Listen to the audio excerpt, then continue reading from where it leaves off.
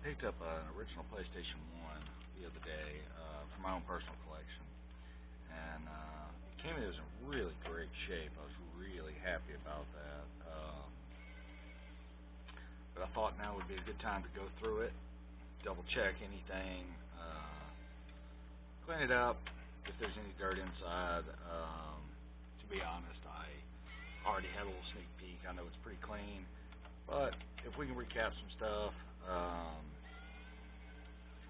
maybe change out some thermal pads, some thermal compounds, something like that, make this thing last, I don't know, another 30 years, be great.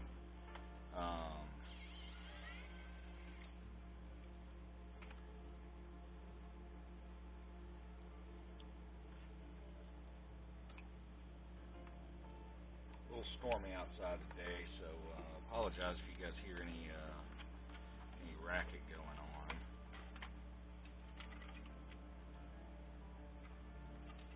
Set the lid aside. Alright, let's see what we got here. So we've got several caps on the AC board. We'll probably replace a bunch of those. Tell you what, let's go ahead and kick on that guy.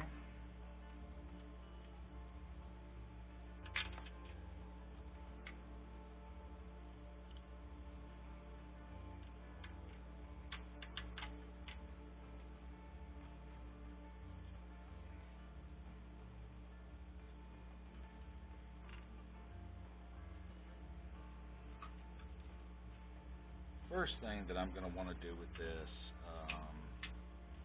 is many of these cables free and clear and out of the way as we can possibly get them.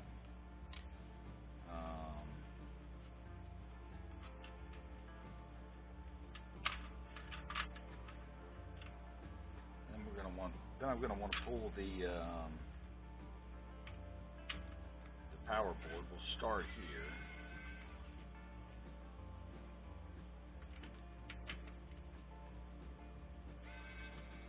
Even though I use one of these electric screwdrivers, and I do really love this thing, I always am a strong recommender of starting the screw, loosening it by hand a little bit first.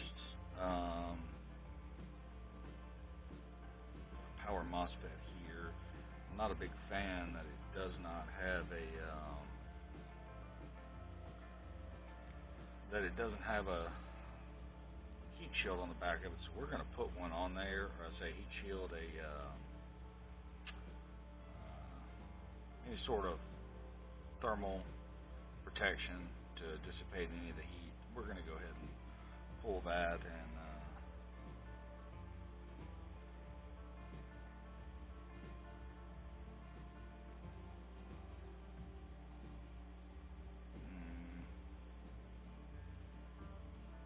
just taking a look at these capacitors. They all look in absolutely fantastic shape. We may not be changing any of these out. We're going to take a look at them a little bit closer. What we're looking for is by the time capacitors kind of move along from standard electrolytics, which these are, to a more advanced design, you'll see a lot of them have an X or a K in the top of them. This is so that they vent to the top in case they overheat or they just get old or whatever else. And so what you want to look for is any kind of bulging on the top of these guys.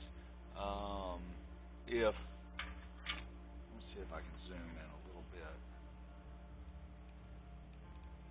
There we go. So if these capacitors here, you get to the top of them, they start having a little bow to the top of them, or you see any fluid or liquid or anything up there, that is a good sign it's time to go ahead and replace these.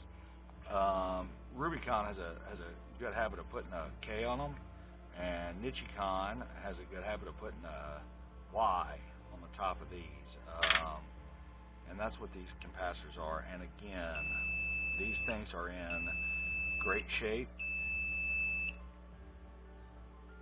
reset button works well. Transistor looks to be in good shape.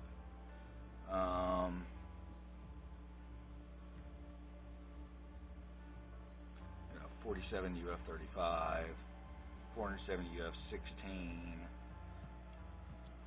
2200 UF 10 volt, 1000 UF 16 volt,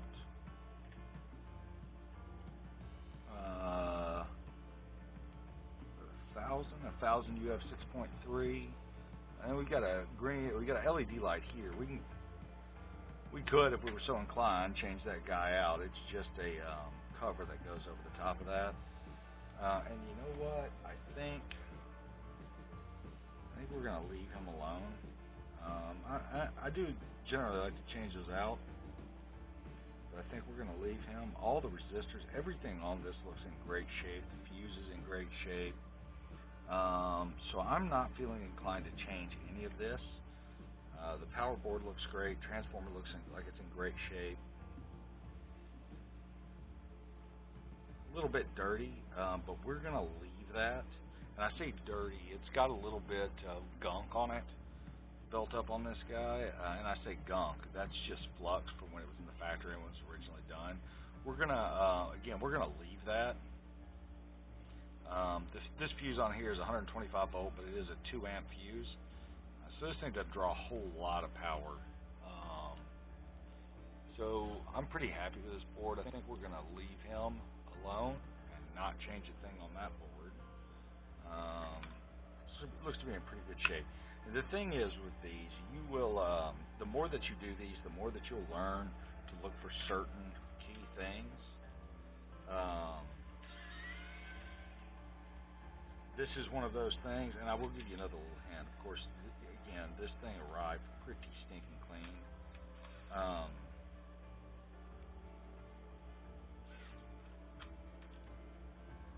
So we're not going to go in depth with cleaning.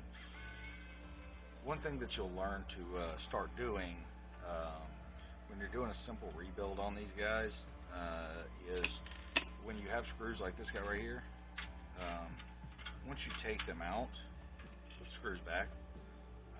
Not that you have to. If you're going to do a long-term rebuild, and I say a long-term, if it's going to take you more than a few days, or really a day, or if you're like me, if it takes you more than a night, then you're going to want to, remember where all these screws go. It's not such a big deal on these older consoles at all. Sony was real good, especially with the first generation. The biggest offender in my book is Nintendo. Sony, for the most part, uses all the same size screws, or pretty close to it, or used to. The newer consoles, not so much. But the older consoles, they use all pretty much the same size screw.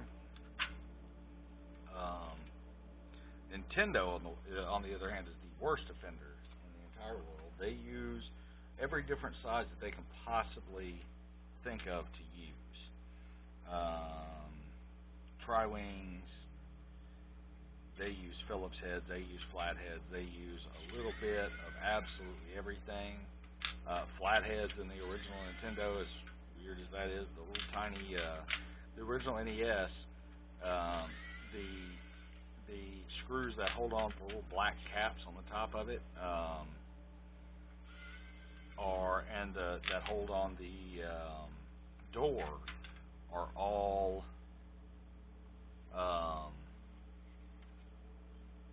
you what, other than a few little things,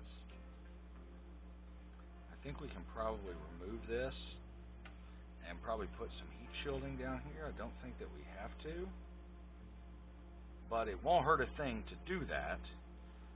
And we can take a good look at some of these caps. So all of these silver caps that you see, let's see if I can zoom in a little bit. So all of these silver caps, here,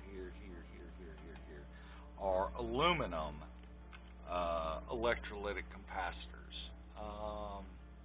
And they all have a finite life as well, just like a standard radio electrolytic capacitor does. or any other electrolytic capacitor, they've all got a finite lifespan that they will live. And if you don't replace them, they can leak. And I'll show you a couple tips and tricks. The ones we're going to look out for on this particular board. If you look at the shielding underneath it, this metal is beautiful. These have had no leaks. If you look at the board is absolutely gorgeous.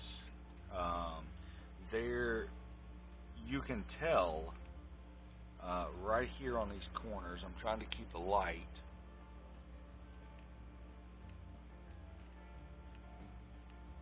So you can tell where the solder from the factory, they didn't flow all of these ground planes right here. Not a huge deal, not a problem at all. We're certainly not going to go back and do it. It looks fine from my house. It looks fine to me. So what you want to look for with these guys, and tell you what, let me move a few things out of the way here and get the microscope out, and I'll show you what you're looking for on these. Alright, guys. So this is under a microscope a SMD aluminum, and the outer case on this whole thing is aluminized. And what you'll have is the bottom of it. Tell you what, let me grab a smaller one real quick. Something that'll be a little bit easier. This one's so large you can't get the whole thing on the microscope. 700. Let's get this guy. Okay. So the bottom of these guys have a little plastic plate right here on the bottom of them. Okay, never mind the markings on it. The markings are irrelevant. And you've got two legs. So, in short, what they've done is, and let me fold one of these over.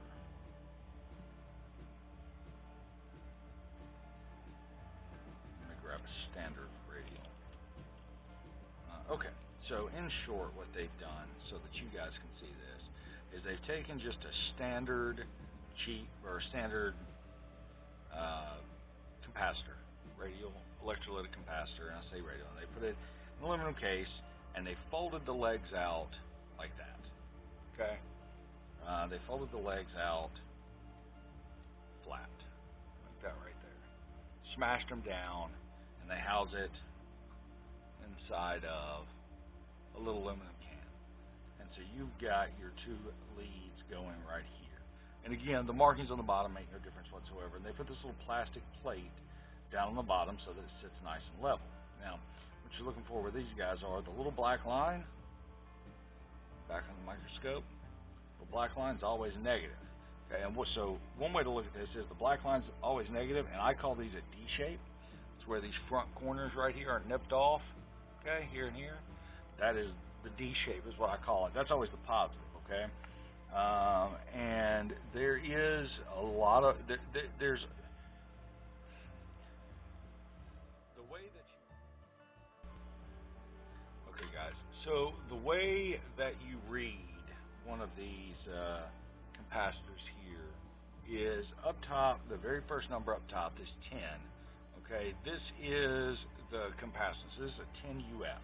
Okay, the next one is the rated voltage. So that 50, okay, is our rated voltage. And then the identification, which some of them are just V. This one is listed as VT, okay? That's a date code. It could be an identification code. It could be anything. But you're looking at 10 UF, 50 volt is what this one is rated for. Now, there's also a series of letters that can also indicate what these guys are, and the way that you will look at those when you're looking at these is will tell you the size that it can be, or it can tell you the rated voltage depending on what you've got. The voltage code, so if this is a 2-letter, it's the series. If it's a 3-letter, so if this had like a CVT in it, then the rated voltage would be a C code. But this one is just pre-labeled as 50 volts, so we know this is a 50 volt. At any rate, so that's what you're looking at with these aluminum capacitors. So what can happen with these guys is, what you want to look for is down here on the bottom of these legs, here and here, where they rest on the board. These will have been flowed, so they would have dropped these almost onto a hot board in place, and as they put them on a hot board, they stick down in place, they flux them, and then reflow them in place or whatever else. You're looking for a nice clean solder joint. If you see any sort of oxidation, corrosion, leaking or anything, these are real bad about leaking out the bottom, and they will take these legs out and they'll take the traces underneath them. That's definitely not something you want. So let me set this guy aside for now, and we'll put underneath our microscope, we'll come up here and find one. So for instance, let's see if I can get you dialed in a little bit here. Okay, so on this guy right here, we're looking at this little trace and this little trace right here on the side of it. Those look good and clean. Nothing wrong with those whatsoever. Same thing here. Again, looking really good. I'm going to slide down to this guy. This guy's a little bit hidden, a little bit tough to see. Let me tilt this up just 1 second. So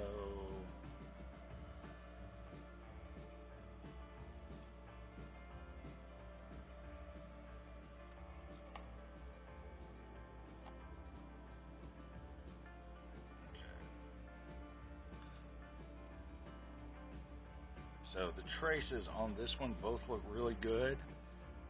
We're going to slide over and check out this guy. Again, the traces look really good. Come up, we're going to check out this guy. Traces look really good there. We're going to come over and check out this guy here. And that side looks really good. Inside really good. Same on this one. Same on that one. You got a small little one right here. Yep, he looks just as right as he can be. Good and good. Good and good. We're gonna slide over and check out this guy. So let me take just a second real quick, and I'll run over what we're looking at here. The rated voltage code can mean a lot. So let me walk you through this, okay? This is a perfect example of one we can walk through. Let me dial in our picture.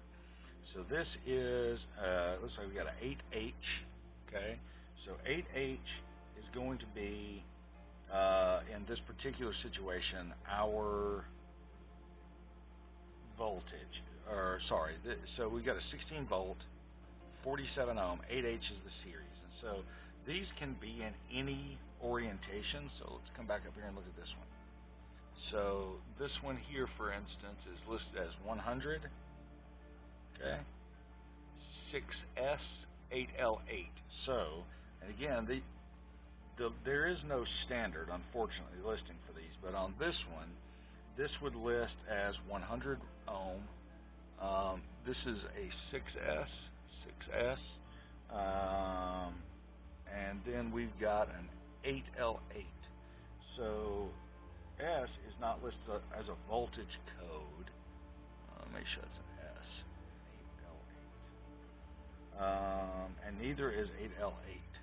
So we would not know offhand what the rated capacity is, rated voltage is on these guys, because L is not, S is not, and L is not, and neither is 8 a standard indicator.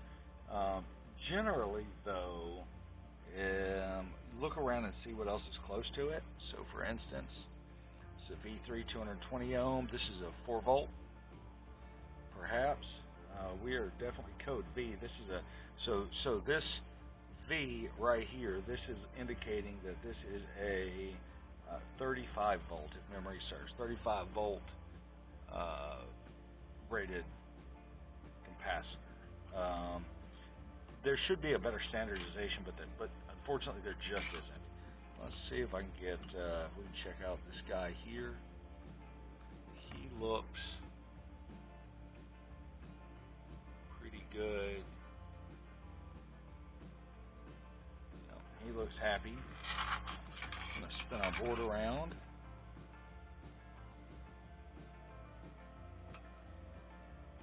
We're going to check out this guy. Actually, let's start all the way over here. Alright. So again, our legs here and here, they look great. We don't see any corrosion around. We don't see any browning or yellowing of the legs, so that looks good. Sliding right along. Right here, this guy looks really good. This guy here looks really good.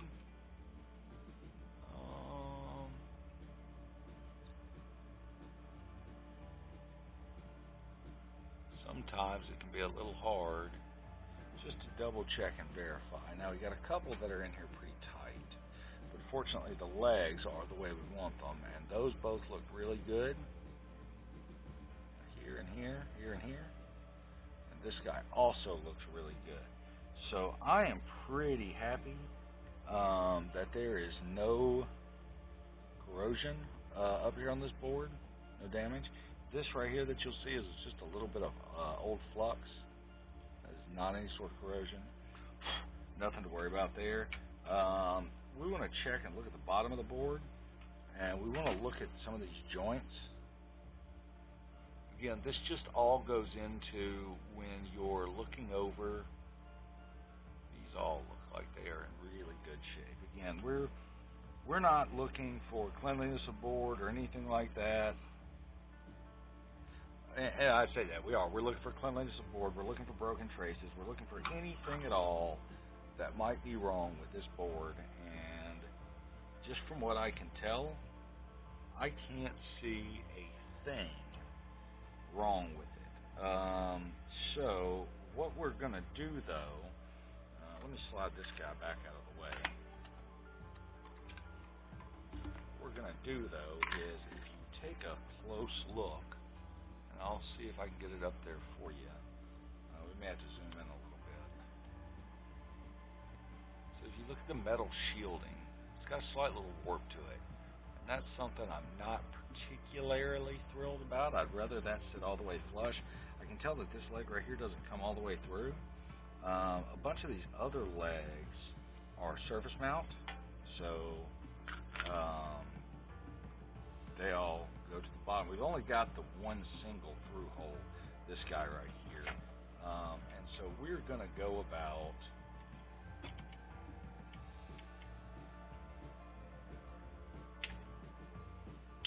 removing that.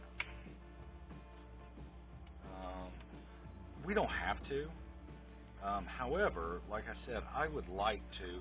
This is one of those things, guys, where you want your equipment to last as long as possible. You don't need to do this, but we're here, and so we're gonna, because we're here and we can. So we could, and it's also good to get a good look underneath this board, make sure there's no corrosion anywhere else. And the only way to do that is to remove this. So you'll see a bunch of different tips and tricks on guys that do this. I'm going to show you the way I do it. You feel free to do it any way that you want to. Hopefully you'll like the way I do it. What I like to do is start with some solder wick, cut away a little section,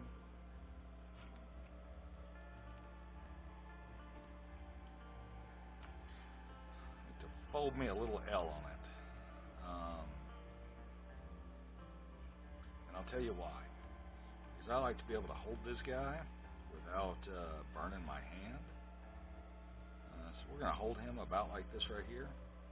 We're going to apply a little bit of flux to the joint that we're trying to remove.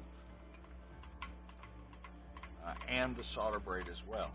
The solder braid is supposed to wick everything away, but it will not do as good of a job without any flux on it.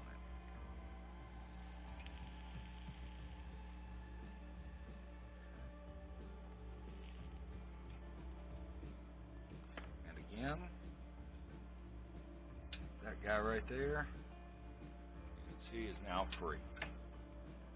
All of our solder's been wicked up into our solder wick. A lot of guys like Goot wick.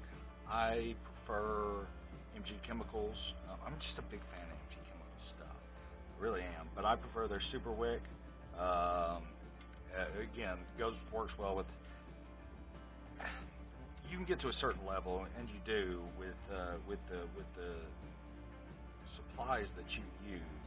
Where, to be bluntly, perfectly honest, the amount of difference is minimal at best, and that's kind of where we're at with Goot wick, or in this particular case, the MG Chemicals brand. You just reach that point where 6 1/2 dozen of the other, for lack of better terms, where it's just all going to be good stuff.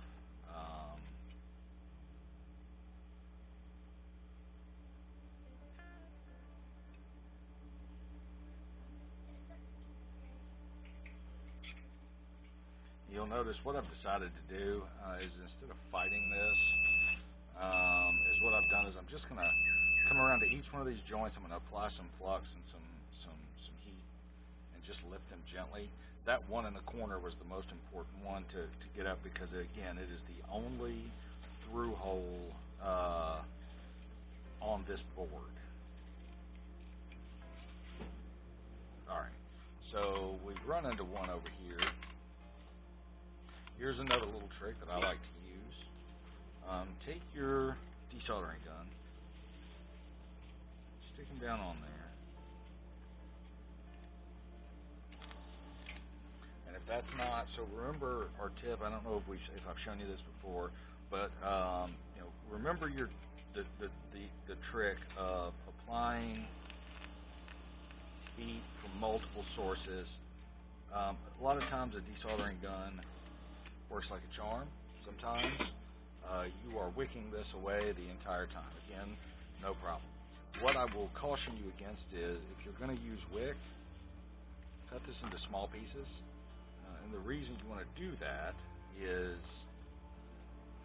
it can get a little bit difficult to work with in a long roll, and you instead of heating a small section of the wick, you end up trying to heat up all of the wick, and your soldering iron will fight you to do that. So we're almost free here.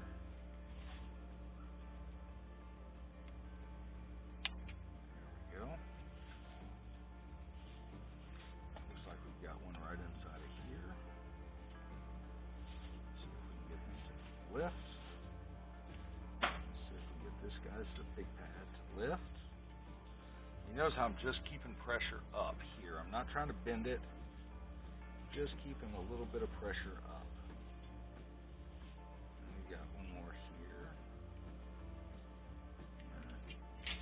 There we go. And we're free. Board, that's what we're looking like. Cool. Now, what we're going to do, because we're forward-thinking individuals, is we're going to go ahead and wick as much of this excess solder away as we can from all of these spots that tin was stuck down to. Okay. Now this is a good time, if you're going to, if you want to use the entire roll, knock yourself out. You can do it on this. It works pretty stinking well, because we're going to be moving pretty quickly.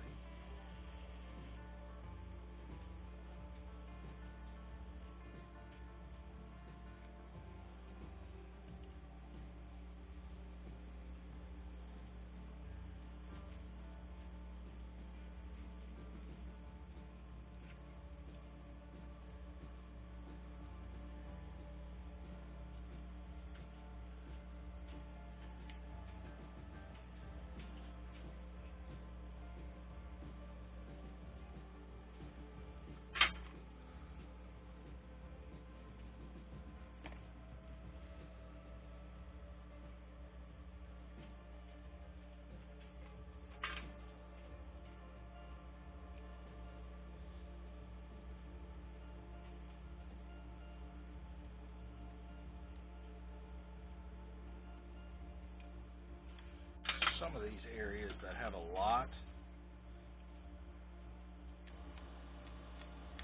take your solder pump, your solder gun, or desoldering gun, as it were, and if you're smooth, you heat up that whole area and suck most of it right off and save yourself having to fight with a bunch of wick.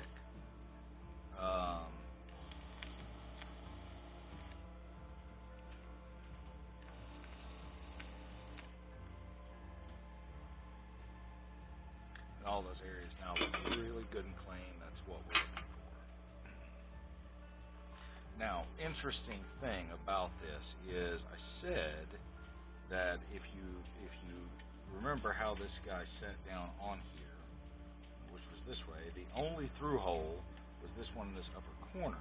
Sony, though, attached this one. This was also a through hole right here in this corner, but for some reason they didn't stick it all the way through. And if I have my suspicions, and if I'm right about it, I would wager, not that they didn't intend to, but just in the mass production of this particular unit, it just didn't get done all the way, and that's probably why it wasn't setting level.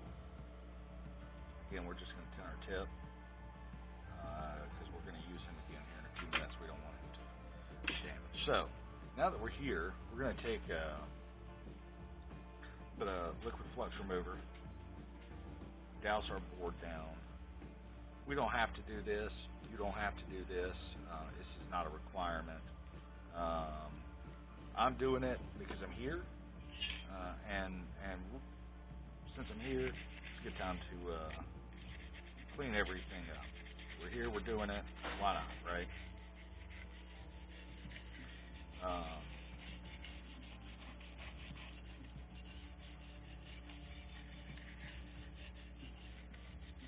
Now, I will tell you this about your liquid flux remover. It is a fantastic tool to have.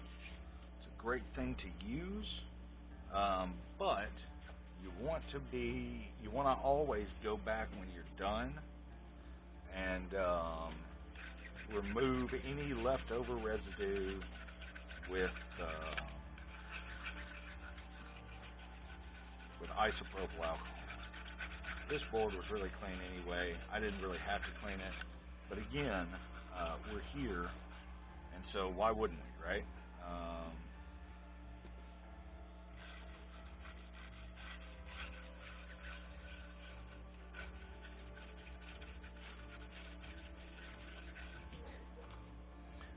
Again, I don't know if you guys remember a couple videos back, I showed off my little kitchen mat thingies here, little pot and pan holders. I love these. All of the debris and dirt falls off, runs off into these trays, leaving the top of it for the most part pretty clean. You end up with a remarkably clean board that you didn't have to fight with a whole lot. No point in sparing isopropyl alcohol. Again, I've said it before and I'll say it again. Don't throw your money away.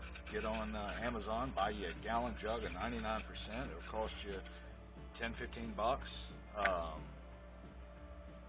and it's save you a whole lot of time and effort over the cheap stuff that you buy, by the pintful, as it were.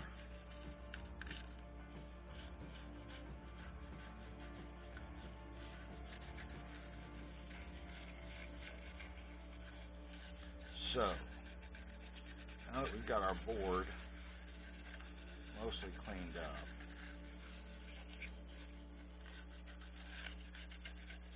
we're going to do some preventative things to keep some heat.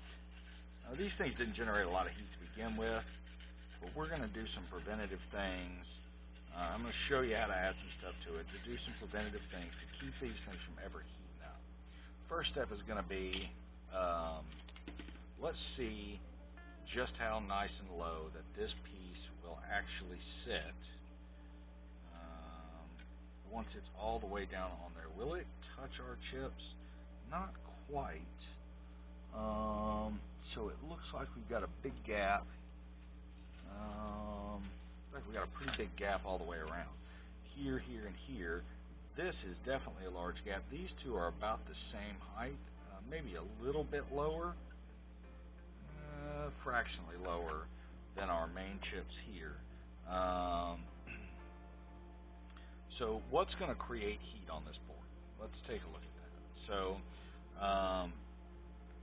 you get your main power transistor here for your board, knocks your 5-volt rail down.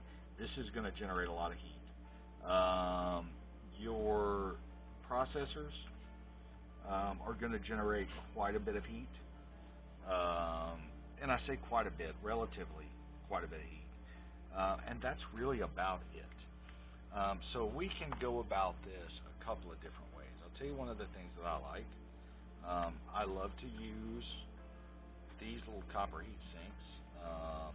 They're just copper heat sinks, and they've got some thermal adhesive on the bottom of them. Those are really good. I also like to use the real small little chiplet. You buy them on Amazon. They're called Raspberry Pi heat sinks.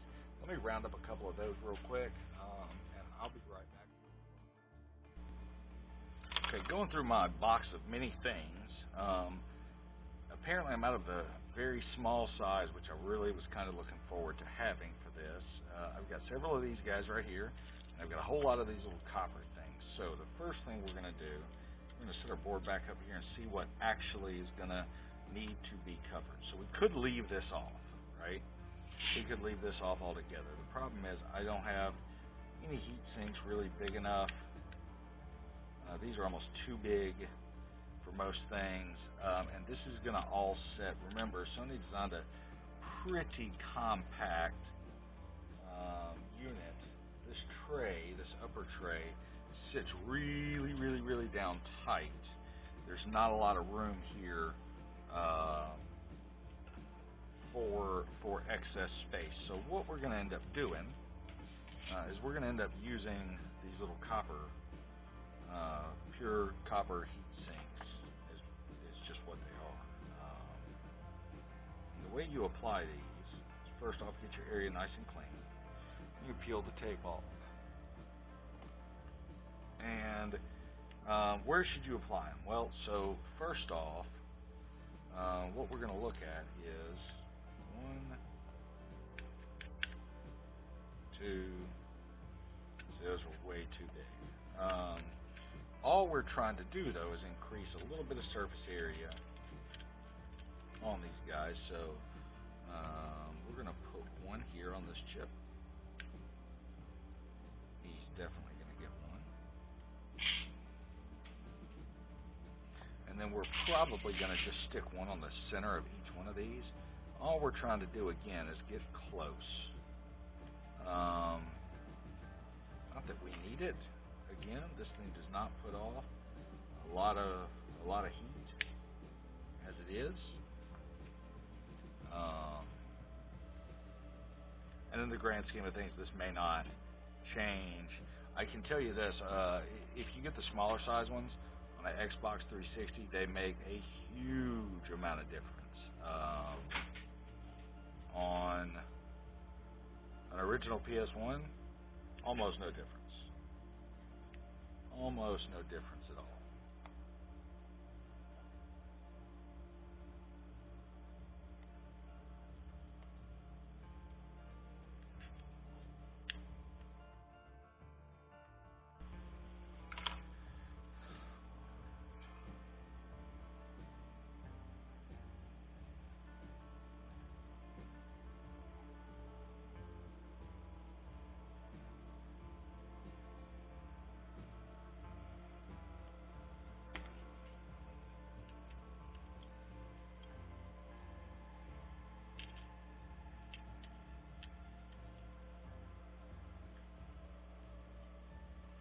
Really wish I had one of the smaller ones for this guy right here, because this is just simply too large, and it's not going to do what we want it to do, unfortunately. But that's okay, we don't have one, so we won't use one since we don't have it. Now, the question now becomes, well, what if these things slip off of here? Well, So what if they do? Here's how you stop that. Get your hot air gun.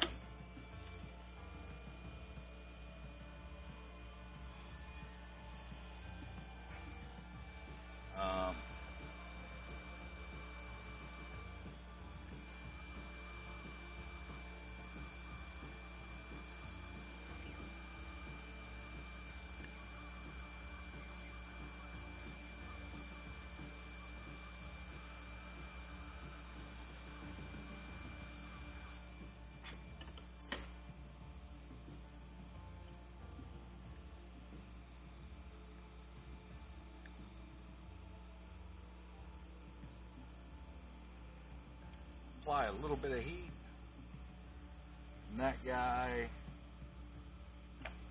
is now stuck like Chuck. He's not coming off there no matter what you do.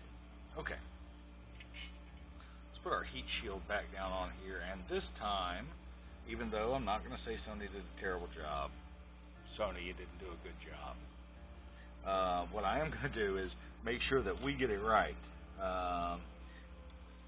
And actually, it looks like that our copper heat sinks, once we press this down, are now going to make contact with absolutely everything the way we want it to. And that's perfect because that will allow the heat transfer into this upper plate here. The only thing it's not going to make contact with is going to be this chip here and this chip right here. But that's okay. Alright, so we're going to start sticking that guy down. What we're going to do is come in here with some flux, a little bit of liquid flux.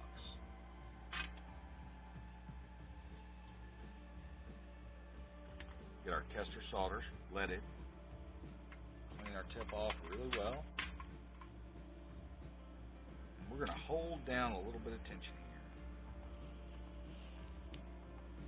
We're going to flow that joint out. Just a little bit of tension out there.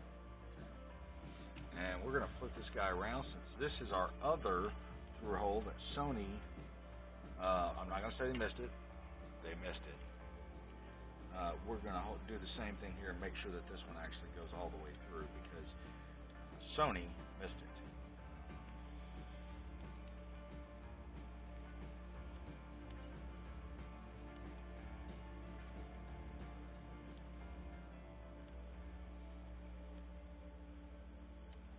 There we go. We're going to come over here to this side. All of our little heat sinks out of the way. Hold down over here. First thing we're going to do is lift up and put just a little drop of flux underneath here and here, because those are going to be our next ones.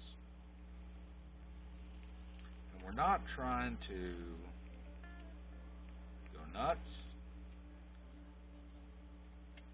We're just trying to. We're not trying to bend the metal. We're just trying to hold pressure down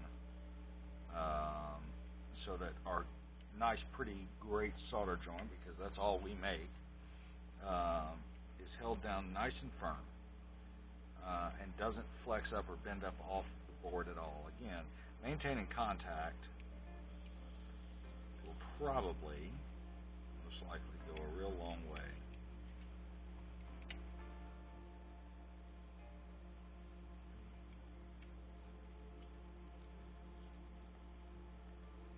We're going to do it just like that. So we've got our last two inside this little hole. Again, we're going to hold down a little bit of pressure. Not a lot. Just a wee little bit of pressure there. Blow that guy. Cut my solder a little bit short there.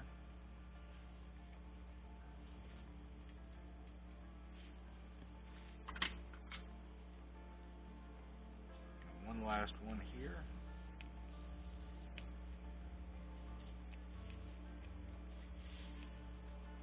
This can get a little bit tricky sometimes, trying to hold down with one hand, hold solder with the other, and actually run the iron all at the same time would be a little bit difficult. But, so if you got that all done, our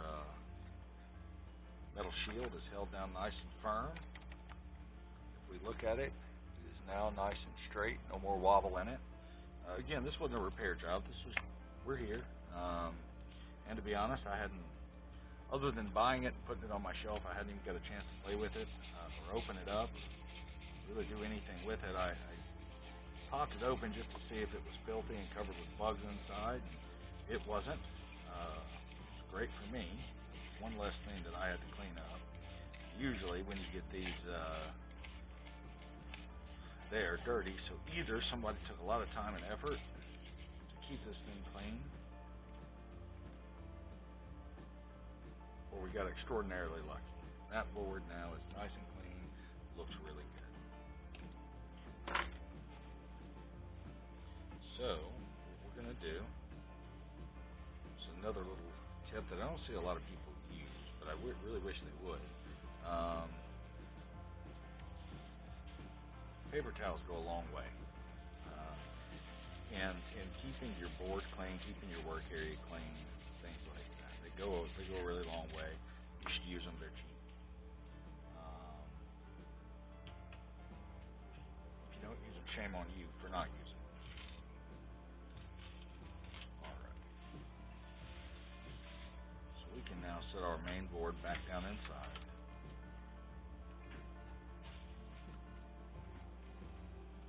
Just like that.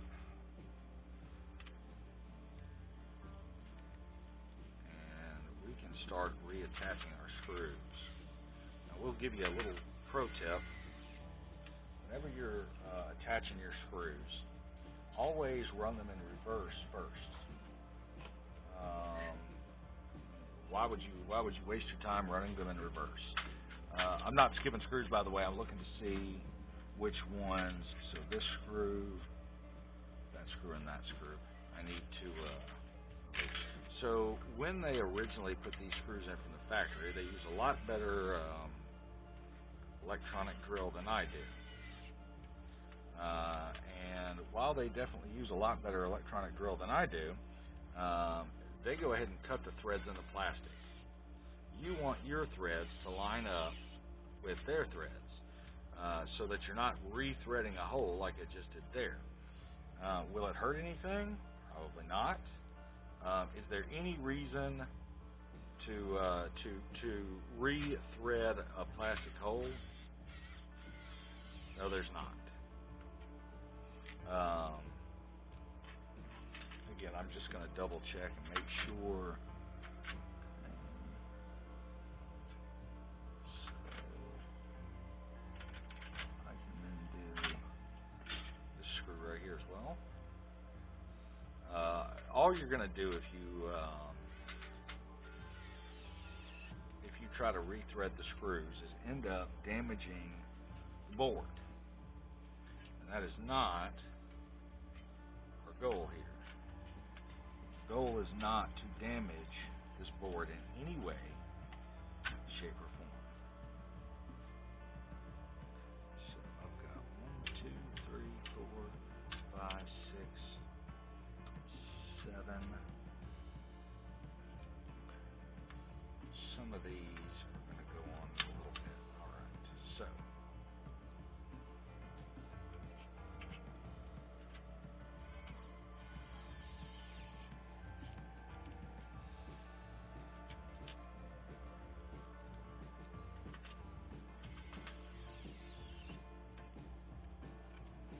need to charge my screwdriver up. He's getting a little weak.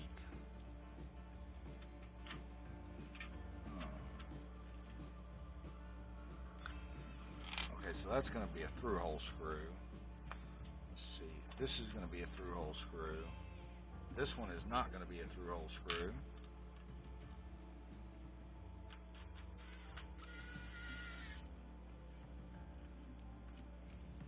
Okay. And then it looks like we're missing one, but that's all I want to put in for now. Because I want to go ahead and put back in this guy, which we had a little metal clip, a little metal piece, here we go, that went underneath it. And if memory serves, we went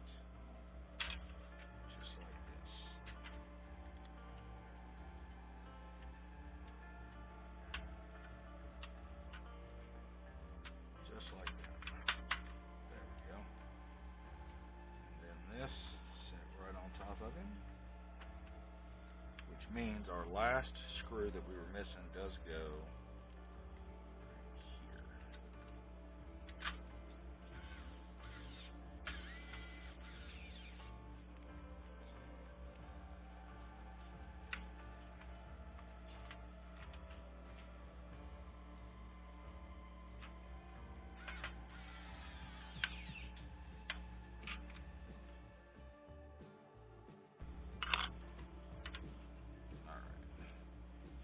Last couple of screws put in, and what we're going to do is we're going to go ahead and take, now I know that this is already clean, so I'm not going to, there's no reason for me to go about cleaning this guy at this particular point.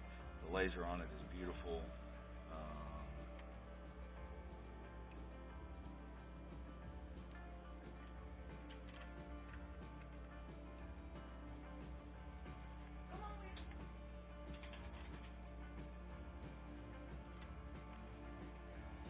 The only thing that we've got left here is to attach our controller ribbon cable.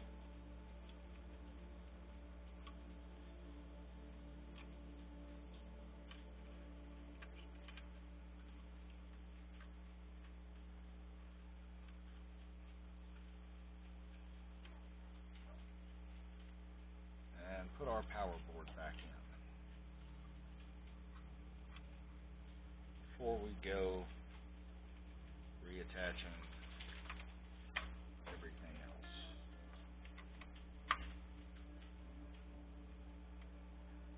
And the only screws left on our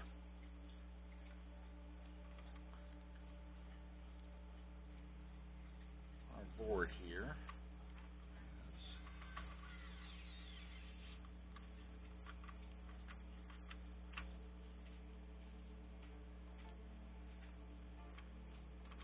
going to be these two guys right here.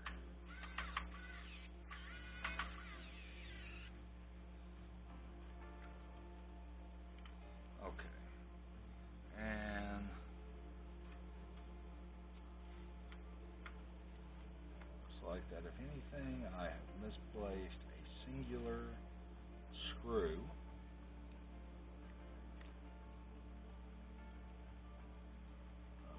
I believe this right here might be him.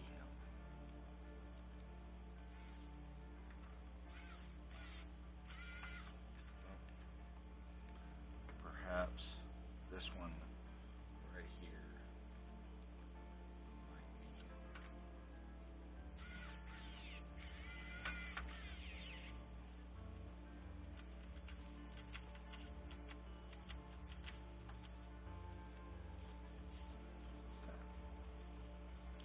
We're good and held down there. We can plug in our power board.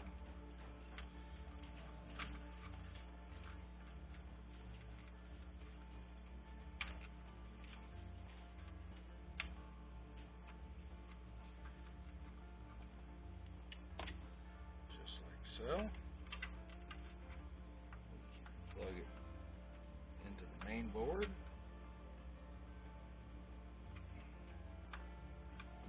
If you're ever plugging these in and you're not sure if you got it, take your time, back up, try it again. You don't want to force things, especially on an older console. The second you go forcing things, the second you're going to break something. And when you break something, first off, it's aggravating, but second off, parts are getting harder and harder and harder to come by, especially original parts.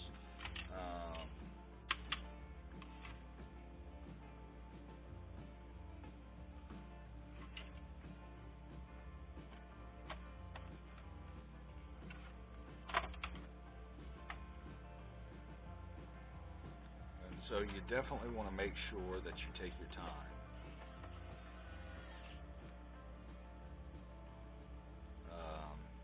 And don't break anything. It is not worth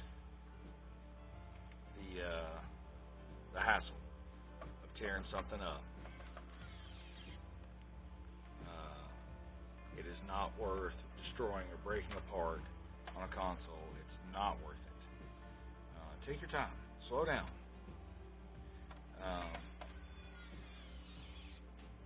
you're in a hurry, this is the wrong hobby for you to have.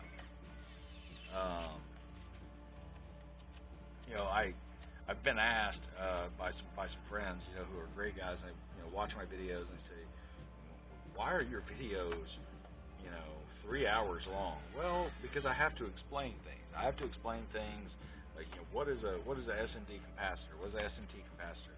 What is an electrolytic capacitor? Why should I pay attention to it? Why am I using this? I have to explain those things. I don't have to, but I'm going to explain those things to you guys. So I just had to take a second to show this. The person I bought this from, again, and I've said several times, they've clearly taken good care of this system. This right here,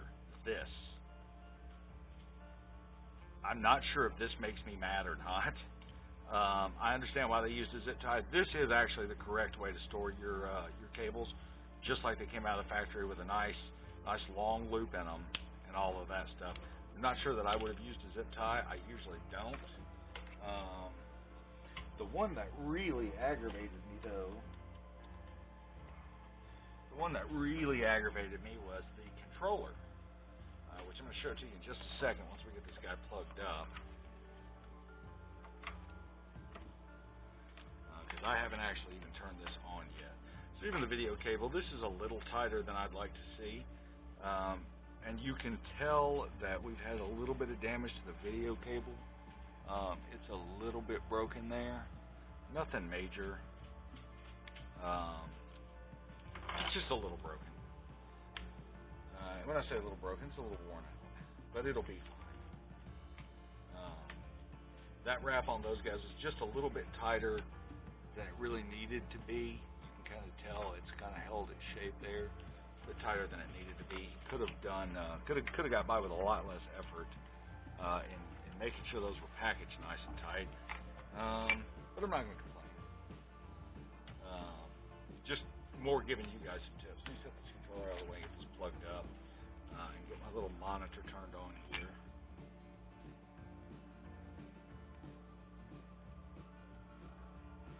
And the game that I got, I was very happy to get, is Gran Turismo 2. I've got to find Gran Turismo 1. I don't have it yet. I've got to get it. I've spent so much time playing this game as a young teenager, as a kid. Of course, when that I think that might have been the driving force behind me choosing this particular console to purchase versus something else. So this aggravates me. How tightly this is wrapped, and again, it's pinched down with a zip tie. And I know why the guy did it. I understand it. I know why you guys do it. But I will show you when we're all done here. I will show you how you should take care of these and roll these up to preserve. All right, let's turn her on and see what happens. We got a power light, and it looks like we've got some sound on screen.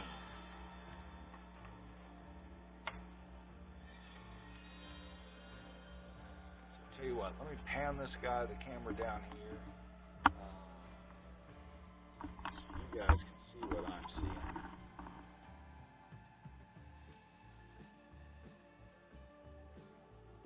So I picked up this monitor on Amazon for about $70.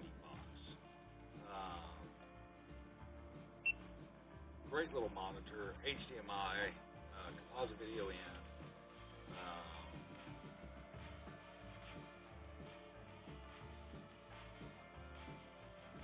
It's got a VGA as well. Runs on 12 volt. It's got a USB output on it. Great monitor. Sorry, I'm getting lost in watching this intro. What a great intro this was. I remember saying this the first time as a kid. What just an absolutely great this was. Man, that brings back some memories.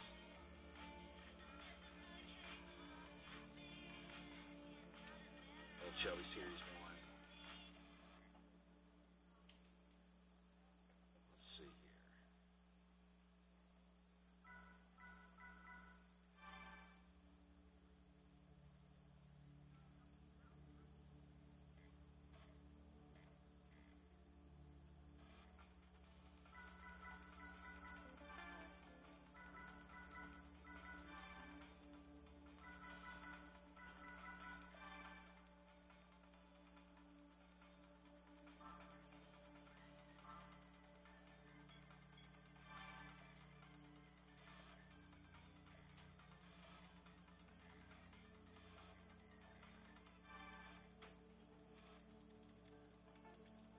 give the controller a good check out, make sure it functions the way it's supposed to.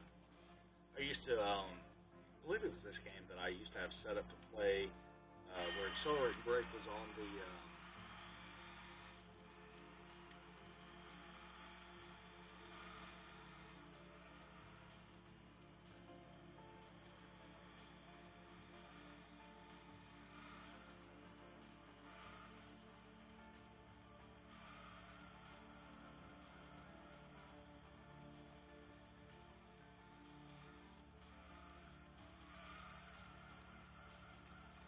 nope. Not as good of a driver as I remember being. Not as good of a driver as I remember being. Alright, let's get us switch back over here. I've got to get a better camera mount, and I've actually got one on order on the way coming in. But that's going to be it for today, guys. I appreciate you guys taking the time to watch this video.